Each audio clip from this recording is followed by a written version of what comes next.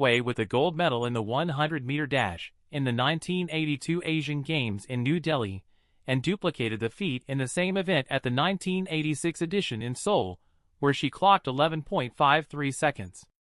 De Vega won the gold in the 100 meters at the SEA Games.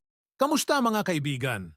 Ngayong araw pag-uusapan natin ang isang tunay na alamat sa larangan ng Philippine sports, si Lydia De Vega, na kilala bilang Asia's fastest woman.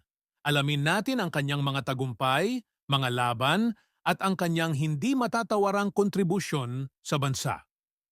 Ipinanganak noong Disyembre 26, 1964, sa May Kawayan, Bulacan, si Lydia De Vega ay nagpakita ng kanyang husay sa atletika mula pa lamang sa murang edad.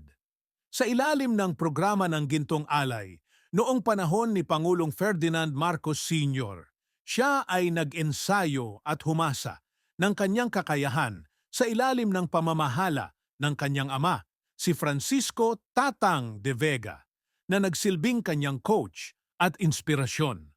Sa kanyang mga unang taon sa kompetisyon, agad niyang ipinamalas ang kanyang bilis at lakas na magdadala sa kanya sa rurok ng tagumpay sa Asya.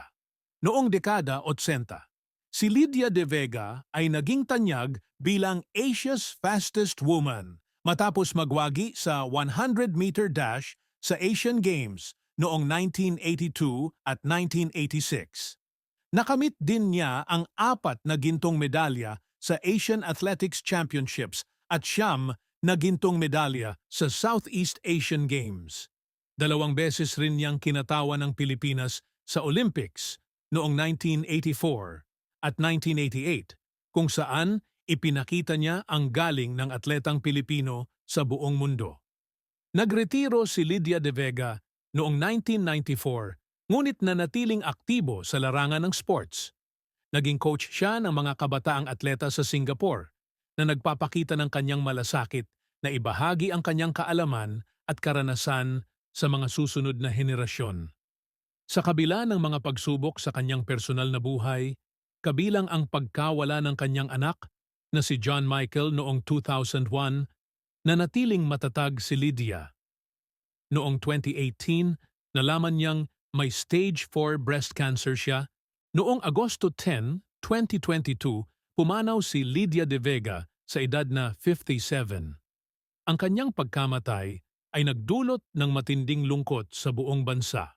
Ngunit ang kanyang legasiya bilang isang atleta at inspirasyon ay mananatili sa puso ng bawat Pilipino. At diyan nagtatapos ang kwento ng buhay ni Lydia De Vega, ang tinaguriang Asia's fastest woman.